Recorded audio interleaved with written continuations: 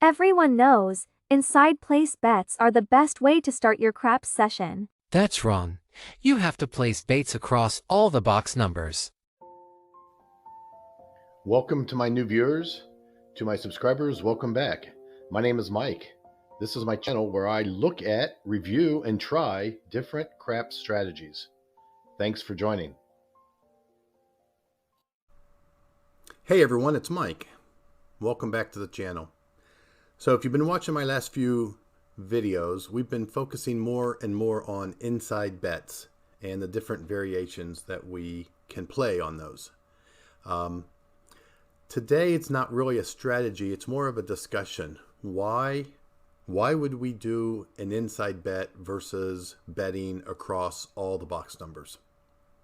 And I think a lot of this is going to depend on each person's strategy, their level of risk that they like to take, and probably more importantly, their bankroll. So I think the first obvious is probably that if you don't have a large bankroll, you may want to start off with just placing an inside bet on the 5, 6, 8, and 9. And if you would get a hit or two, then you may go ahead and add bets on the 4 and the 10. And then work your way up from there with whatever strategy you want. Press and collect, progress up a ladder on 7 outs, progress down when you recover that loss. Whatever you want to do, it's up to you. Also, when you have a lower bankroll and you only have bets on 4 numbers instead of 6, if you do hit a 7 out, you only lose the bets on the 4 numbers. You don't lose all box number bets. So your 7 outs may lose a little bit less than if you played a place bet across all box numbers.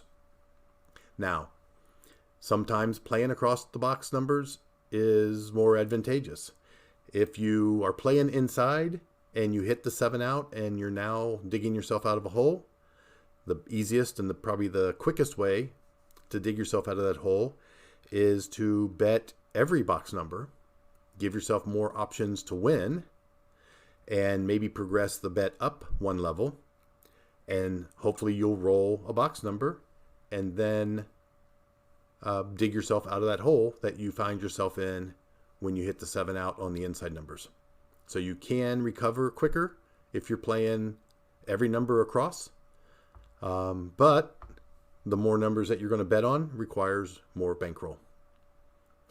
There are other players that just do not like hitting 0.7 outs. So they will not even place a bet inside or across until the number's established and 1 or 2 numbers roll after the point's established to ensure that it's not a quick 7 out. This might be something you do if you don't know anyone at the table, you just walked up, you don't know if these people are just random shooters, are they setting the dice, are they, decent rollers, or are they just throwing the dice down at the end of the table and hoping for the best. So again, these are initial betting strategies that you might want to think about. Once you have your initial bets out, you can add variations or change your strategy to a press and collect, progress up a ladder, regress down the ladder, whatever you want to do. If anyone tells you that the way you're betting is wrong or you're stupid or it's not working, just remember that if you walk up to the table and you roll your session and you walk away with more money in your hand than you did when you started, then your session was the right session. Your strategy was right, no matter what it was. So let your results speak for themselves. Don't listen to the haters. Now, we talked about betting a place bet across all box numbers. We talked about betting place numbers on the inside numbers. There's even another initial bet that you can do where you're even narrowing your bets more than the inside numbers. And that would of course be the betting on the 6, 7, and 8. And there's been a couple videos on that. I think I have one few months back, but there's a lot of variations on it. You can play hop bets or C&E bets to try to protect your initial come out roll, because you're going to basically start with a don't pass bet, which is going to give you your coverage on your 7, and then you're going to place bets on your 6 and 8. Now, the easiest way to do this is to put the same amount that you put on your place bet, on your don't pass bet, you put the same amount on your place bets as you do your don't pass. Let me show you real quick how that might look. Let's just go to a $500 low roller crapsy. Let's turn on turbo mode. And let's say I want to start with $25 on the don't pass. Okay, so I would win. I would win on a 2 and a 3. I would lose on 7 or 11. And of course, the 12 is a push. So $25 on the don't pass, also $25 on the 6 and the 8. And I'm going to have all my bets working.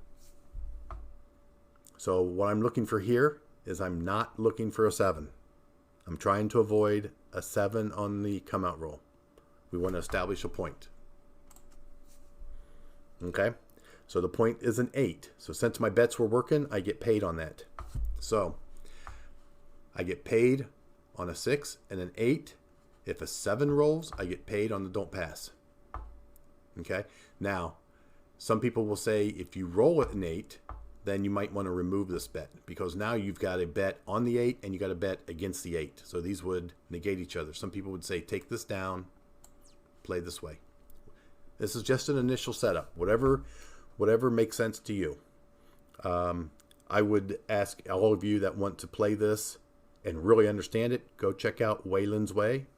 He's got a great video on how to play the 6, 7, 8.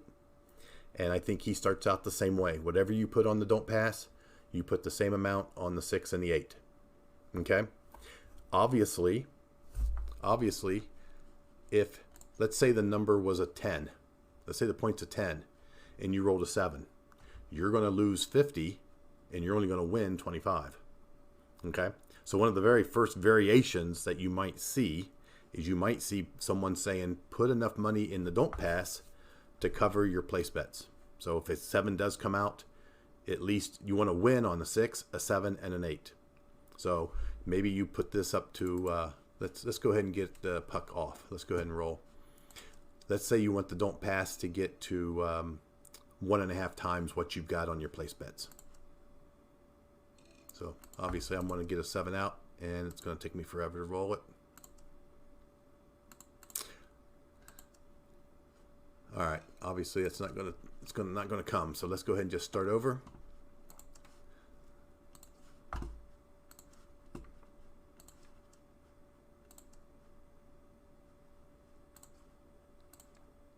Let's say that we're going to put 25 on the 6 and 8. So that's 50. So we would need to put at least 75 on the don't pass. So now if you rolled, let's say the number's a 10 and you rolled the 7 out, you would lose your 50, you'd win your 75. You want to make sure that you win on a 7. You want to win on a 6, a 7, or an 8. You still want to avoid the 7 on the come out roll. Okay, so the point's a 5. Now, a 6 will win, a 7 will win, an 8 will win. Okay, what's going to lose? The 5. Okay, you can't just have an all-win session. You got to have at least some risk. Right there, there's your loss. Okay, but anyway, these are good starting strategies. Give some thought. I think we're done with the inside bets. We've played some variations. We've also played a couple where we spread out. Once we make a few hits, we go ahead and add the 4 and 10. So now it looks like a bet across all numbers. And then there's another bet you can go even thinner where you're playing the 6, the 7, the 8. Okay? So I'm really not going to roll a strategy here. There's couple videos out there already. I have one on the 6, 7, 8. Like I said, Waylon's got one on the 6, 7, 8. I think Color Up has one on the 6, 7, 8. If I can find them and find the links, I'll put them in the comments. So, but I just wanted to have more of a discussion today, not really a real strategy to roll out. And hope everyone's having a good day. As always, thanks for watching. Hey guys, if you made it this far, please check out these other craps related channels.